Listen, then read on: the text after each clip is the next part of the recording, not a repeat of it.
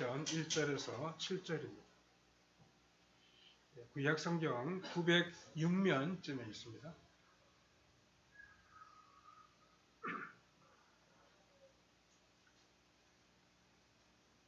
시편 142편 1절에서 마지막 7절까지입니다.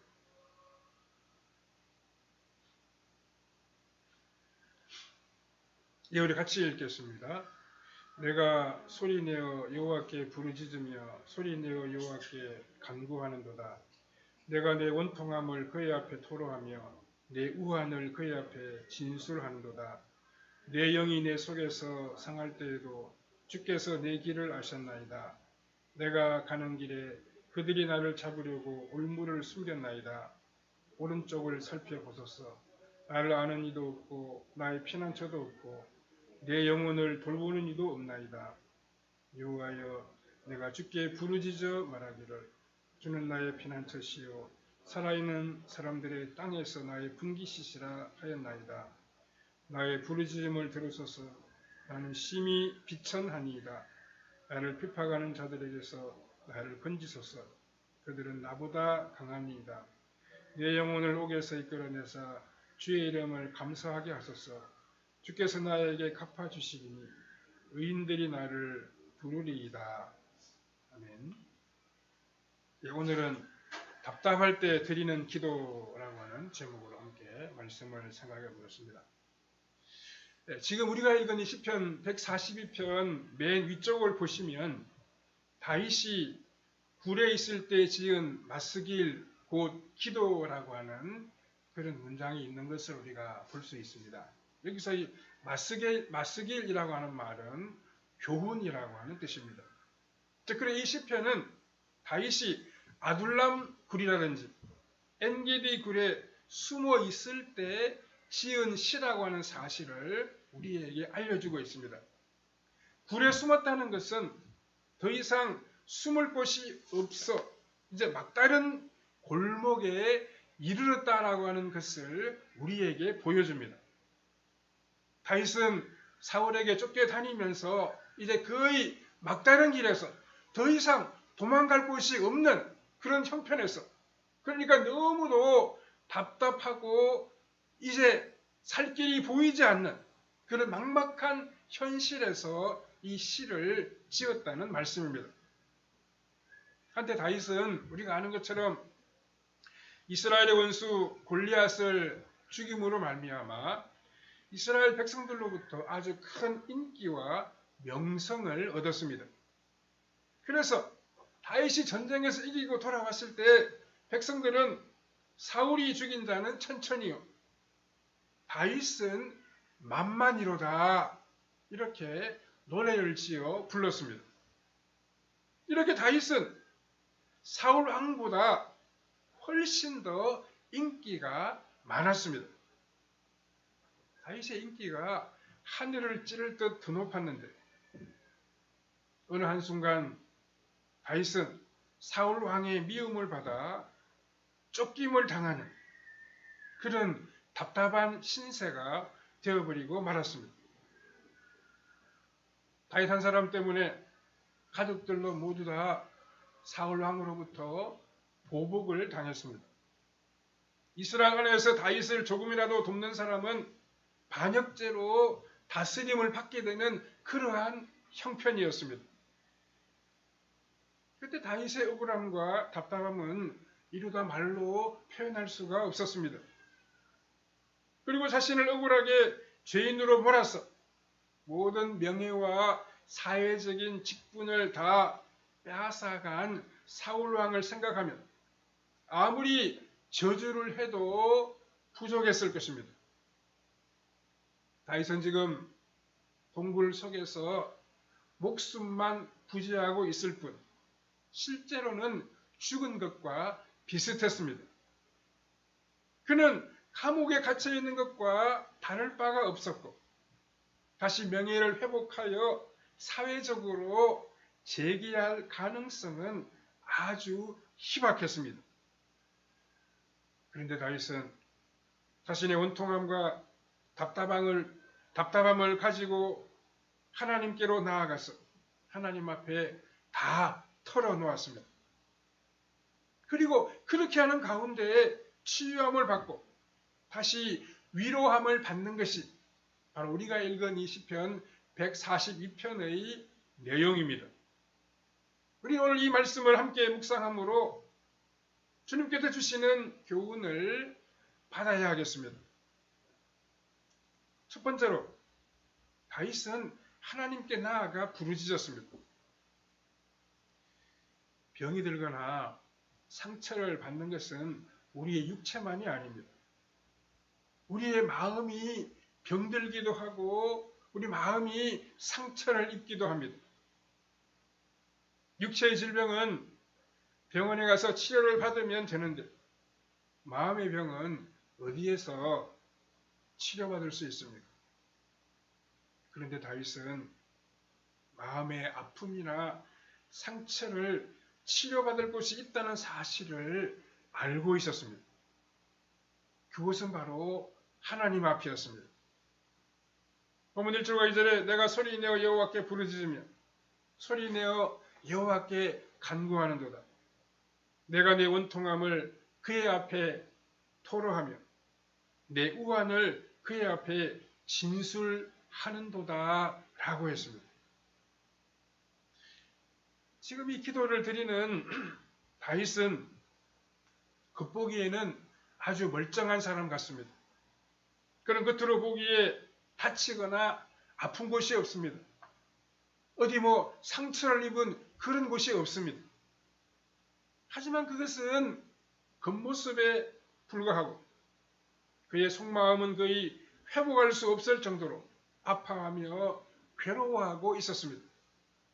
그 원인은 오직 사울 왕 그 한 사람 때문이었습니다. 사울의 시기심이 다윗이 가진 모든 것을 다 빼앗아가 버리고 말았습니다. 지금 이스라엘 사람들 중에서 다윗의 진심을 믿어주고 알아주는 사람은 거의 없었습니다. 누가 감히 왕이 자신의 신하를 시기했다고 그렇게 생각하겠습니까? 날마다 승승장구하니까 마음이 교만해진 다윗이 감히 왕의 자리를 넘보았기 때문에 쫓기게 된 것이라고 모든 백성들은 다 그렇게 생각했습니다. 모두들 다윗을 위험하고 교활한 사람이라고 그렇게만 여기고 있었습니다. 그런데 다윗이 자신은 그런 사람이 아니라는 것을 어떻게 많은 사람들 앞에서 해명하고 밝힐 수 있겠습니까? 아마도 그것은 불가능한 일입니다. 지금 다윗은 사울왕으로 인해 마음이 괴롭고 또 억울하고 원통한 것을 그대로 억누르고 있었습니다. 그런데 하나님의 백성들에게 이런 분노가 있으면 굉장히 위험합니다.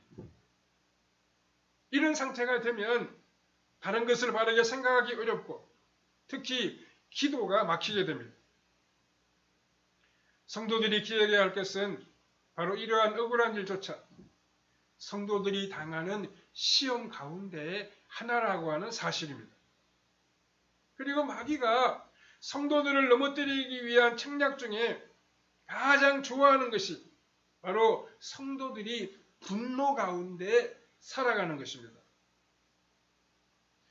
이스라엘 백성들이 광야 생활에서 망한 이유가 바로 여기에 있었습니다. 그들은 조금만 힘들어도 조금만 자기 마음에 들지 않아도 하나님 앞에 원망과 불평을 쏟아냈습니다. 그 결과 그들은 치료받기는커녕 오히려 하나님의 징계를 받았으며 어느 곳에서는 불뱀의 습격을 받아 물려 죽는 일도 발생했습니다. 특히 우리나라 사람들의 마음속에는 이 한이라고 하는 이 감정이 있습니다. 결국 이 한이라고 하는 것은 오랫동안 풀지 않고 마음속에 눌러놓고 있는 분노의 감정이라고 말할 수 있습니다. 특히 이 한은 가난한 사람이라든지 억울한 사람들의 마음속에 자리 잡고 있었습니다. 그런데 우리는 기도할 때 한풀이를 하듯이 하면 안 됩니다. 그것은 어디까지나 신세 한탄이지 진정한 기도가 될 수 없습니다. 그럼 우리는 어떻게 하나님 앞에 나아가 기도해야 합니까? 반드시 하나님의 말씀으로 조명을 받아야 합니다. 우리가 말씀을 들으면 하나님께서는 우리 마음의 병든 부분을 다 보게 하십니다. 그래서 말씀을 듣고 묵상하는 가운데 우리가 지금 어떤 문제 때문에 이렇게 속상해하며 무엇 때문에 이렇게 기쁨을 잃어버리게 되었는지를 분명히 깨닫게 됩니다. 이것은 단순히 속상해하는 것과는 다릅니다. 사람들은 자기 마음대로 자기 욕심대로 되지 않기 때문에 얼마든지 속상해할 수 있고 분노의 감정도 가질 수 있습니다. 하나님께서는 그러한 더러운 욕망들을 다 털어놓으라는 말씀을 하시는 것이 아닙니다. 자신의 상태를 하나님의 눈으로 바라보라는 것입니다. 그러면 상대방이 우리에게 행하는 것보다는 지금 우리의 상태가 하나님 앞에서 얼마나 삐뚤어져 있고 망가져 있는지를 보게 하십니다. 우리는 그것을 가지고 하나님 앞에 나아가 기도해야 합니다. 다윗이 하나님 말씀을 깊이 묵상하는 가운데 사울 왕의 문제는 하나님께서 다 해결하실 문제이고 더 심각한 것은 자기 자신의 인격적인 병이라고 하는 것을 알게 되었습니다. 그런데 이것을 일일이 다 하나님께 말씀드리고 치료를 간구했습니다. 그러면 그 입술로 간구하는 것에 대하여 하나하나씩 성령님의 치료가 이루어지게 됩니다. 이것이 그냥 저절로 치료되는 것은 아닙니다. 자기 자신을 말씀의 빛으로 세밀하게 찾아서 그 하나하나를 하나님 앞에 내놓아야 합니다. 이것은 세상 사람들이 마음의 병을 치료받는 것과는 근본적으로 다릅니다. 사실 19세기까지만 해도 사람들은 사람의 마음이 병들 수 있다는 그런 사실을 믿지 아니했다고 합니다. 어떤 사람이 마음에 병이 들었다고 하면 뭐 다 먹고 살만하니까 배가 불러서 그런 소리를 한다 이렇게들 이야기하고 말았다고 합니다.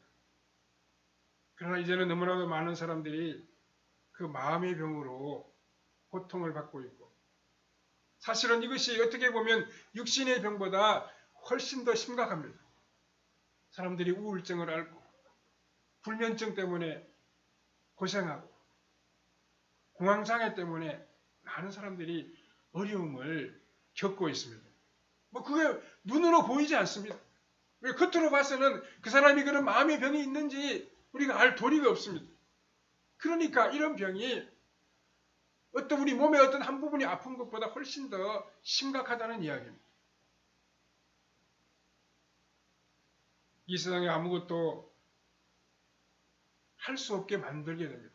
우리가 마음에 병이 있으면 뭐 할 수 있는 게 없습니다.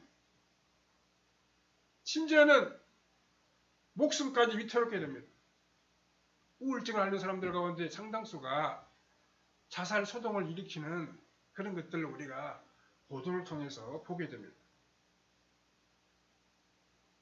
그런데 세상적인 치료법은 증세만 약간 누그러뜨릴 뿐입니다. 사실 이렇게 증세만 완화시켜 주어도 그 효과는 대단한 것입니다. 하지만 세상적인 치료법은 주로 그 사람의 마음속에 있는 책임감을 환경 탓이나 다른 사람의 탓으로 돌려버립니다. 그러나 하나님께서 우리에게 주시는 방법은 말씀을 통하여 우리 자신을 바라보게 하십니다. 그리고는 하나님을 찾게 하시고 하나님 앞에 나아가 부르짖게 하십니다. 우리가 자신의 문제를 다른 사람의 탓으로 돌리는 동안에는 결코 치료받을 수가 없습니다. 하나님 앞에 우리 자신의 모습을 솔직하게 인정하고 하나님의 도우심을 기도할 때 우리의 삶은 치료되기 시작하고 회복되기 시작합니다. 두 번째, 마음이 상했을 때에는 아주 위험합니다. 다윗은 우리 마음이 분노로 많이 상했을 때 생기게 되는 위험을 고백하고 있습니다. 3절에 보면 내 영이 내 속에서 상할 때에도 주께서 내 길을 아셨나이다. 내가 가는 길에 그들이 나를 잡으려고 올무를 숨겼나이다 라고 했습니다. 마음속에 이 분노가 자리 잡고 있으면 아주 위험한 것인데 그것은 우리 길이 보이지 않는 것입니다. 하나님께는 분명히 이런 위기에서 빠져나갈 수 있는 길이 존재하는데 우리 눈에는 그것이 보이지 않습니다. 분노로 가득 차 있으면 그렇다는 말씀입니다. 그뿐만 아니라 분노를 품고 있으면 흥분을 하기 때문에 원수가 파놓은 함정이 눈에 보이지를 않습니다. 어려움에서 빠져나갈 수 있는 길이 보이지 않는 데다가 원수들이 파놓은 함정조차도 보지 못하니까 결국은 더 큰 어려움에 빠져들어갈 수밖에 없습니다. 그래서 우리는 마음이 상했을 때에는 머리가 정상적으로 돌아가지 않는다는 사실을 알아야 합니다. 이럴 때에는 머리를 식혀야 하고 분노의 감정을 가라앉혀야 제대로 매듭을 풀어나갈 수 있습니다. 그러면 어떻게 해야 우리 마음을 가라앉힐 수 있겠습니까? 무엇보다 혼자 있는 시간을 가져야 합니다. 여러 사람과 같이 있으면 자신의 문제가 잘 해결되지 않습니다. 먼저 자신의 처지를 인정해야 됩니다. 사람들은 대개 현실을 현실로 받아들이기를 싫어하고 자꾸 원상회복이 되어야 거기서부터 모든 것을 새로 시작하겠다고 말합니다. 그 현실을 인정하는 것은 비참해지기 위해서가 아닙니다. 그것을 인정해야 거기서부터 새롭게 시작할 수 있습니다. 우리 하나님의 치료가 우리가 원하는 원래 상태로 회복되는 것이라고 생각해서는 안 됩니다. 그래서 다윗의 새로운 출발은 골리앗을 죽인 때로부터 시작하는 것도 아니고 사울 왕의 사위가 된 때로부터 시작하는 것도 역시 아닙니다. 지금 사울 왕에게 쫓겨서 아둘람 굴이나 엔게디 굴에 숨어 있는 이 현실에서부터 시작하는 것입니다. 그렇게 해야 묶여있던 매듭이 풀려나가기 시작합니다. 4절을 보십시오. 오른쪽을 살펴보소서. 나를 아는 이도 없고 나의 피난처도 없고 내 영혼을 돌보는 이도 없나이다. 이렇게 말했습니다. 지금 다윗은 자신이 좋아하던 것을 다 잃어버렸을 뿐만 아니라 깊은 마음의 상처까지 입고 있습니다. 만약 다윗이 이것을 치료받지 못하면 다시 일어서기가 아주 어려울 것입니다. 되게 절망에 빠졌다가 재기하는 사람들은 바로 이 상처를 치료받은 사람들입니다. 이 사람의 오른쪽이라고 하는 것은 그에게 가장 기댈 만한 것을 말합니다. 그런데 다윗의 오른쪽에는 아는 사람도 없고 피난처도 없으며 그의 영혼을 돌봐줄 사람도 없다고 고백하고 있습니다. 그는 철저하게 지금 외톨이가 되어 있습니다. 그런데 오히려 다윗은 주위에 도와줄 사람이 없었기 때문에 더 철저하게 자신의 모습을 볼 수 있었습니다. 다윗이 자신을 바라보니까 정말 자기 자신은 아무것도 아니었습니다. 그전에는 자기 자신이 대단한 사람인 줄로 알았는데 이제 보니 하나님이 도와주지 아니하시면 자신은 그야말로 벌레와 같은 존재에 불과했습니다. 다윗은 자신이 아무것도 아니라고 하는 사실을 알았기 때문에 온전히 하나님께 매달릴 수 있었고 그래서 능력의 종으로 거듭나게 되었습니다. 우리는 하나님이 함께하지 아니하시면 하나님이 도와주지 아니하시면 너무나도 연약한 존재에 불과합니다. 그러므로 하나님의 도우심을 바라고 하나님의 능력 주시기를 기도하면서 나아가야 합니다. 하나님 우리를 붙잡아 주실 때 하나님 우리에게 지혜와 능력을 주실 때 우리는 참으로 능력 있고 지혜로운 사람들로 나타날 수 있습니다. 세 번째로 다윗은 하나님께 대하여 강한 소망을 가졌습니다. 다윗은 동굴에서 하나님께 아주 뜨겁게 기도하는 시간을 가졌던 것 같습니다. 그런 하나님을 향하여 현실적인 간청을 드렸습니다. 목숨도 건져주시고 다시 세상으로 보내어 회복시켜 달라고 그렇게 간구했습니다.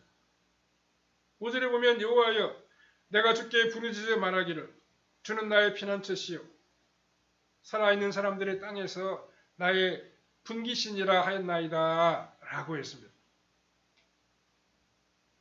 다윗은 하나님께서 자신을 이곳까지 오게 하시고 이런 기도를 드리게 하신 것은 데려가시기 위함이 아니라는 것을 확신하게 되었습니다. 더욱이 하나님께서는 다윗에게 기름을 부으셔서 그를 이스라엘의 왕으로 세우겠다고 약속하신 바가 있습니다. 하나님께서 약속하신 것은 반드시 이루어 주십니다. 그러니까 다윗은 단 하루를 왕으로 있더라도 꼭 왕이 되어야 할 사람입니다. 다윗은 이러한 믿음으로 죽음에 대한 불안을 다 떨쳐버렸습니다. 지금 다윗은 그 방법이나 되어질 과정은 잘 모릅니다. 그런데 중요한 것은 그가 결과를 다 알고 있다는 사실입니다. 그렇다면 중간에 되어질 일에 대해서는 너무 두려워하지 말고 그때그때 최선을 다하기만 하면 됩니다. 다윗은 하나님의 생존 세계의 분깃이라고 고백합니다. 분깃은 어떤 사람의 몫을 말합니다. 특히 어떤 사람이 이 세상에 살 수 있는 역할이 분깃이 될 수 있습니다. 다윗은 이 세상에 임하는 하나님의 나라에서 자신이 해야 할 일이 있다는 사실을 분명하게 알았습니다. 우리는 무조건 천국에 가는 것이 중요한 것이 아닙니다. 분명히 이 세상에서 우리가 다 해야 할 일이 있습니다. 우리의 역할이 있습니다. 이 세상에서 우리가 해야 할 일이 바로 우리의 분깃입니다. 하나님은 그것을 주실 것입니다. 우리가 욕심으로 구하지 아니하면 하나님은 분명히 이 세상에서 우리의 몫을 채워주십니다. 우리가 어떤 역할을 하며 살아가도록 우리의 발걸음을 인도해 주십니다. 우리 역할을 통해 다른 사람을 유익하게 하고 하나님께 영광을 돌리며 살아가도록 우리의 발걸음을 인도하여 주신다는 말씀입니다. 6절에 보면 나의 부르짖음을 들으소서 나는 심히 비천하니이다. 나를 핍박하는 자들에게서 나를 건지소서 그들은 나보다 강하니이다 라고 했습니다. 다윗은 이 세상에서 다시 자신의 역할을 되찾아야 합니다. 그러나 다윗의 힘으로는 그것이 불가능합니다. 왜냐하면 다윗은 비천하고 다윗을 비방하고 공격하는 사람들은 모두 다 강한 자들이기 때문입니다. 하지만 하나님의 지혜와 능력은 무궁무진합니다. 하나님께서 일단 블레셋 군대를 동원하여 사울 왕을 죽게 하셨습니다. 그리고 망명생활을 하고 있던 다윗을 불러들여 유다의 왕이 되도록 하셨습니다. 7절에 보면 내 영혼을 옥에서 이끌어내서 주의 이름을 감사하게 하소서. 주께서 나에게 갚아주시리니 의인들이 나를 두루리이다 라고 했습니다.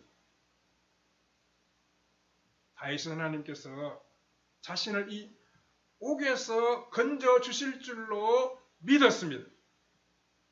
물론 다윗은 아직 그 방법은 모르지만 그 때가 멀지 않았다는 것을 알고 있습니다.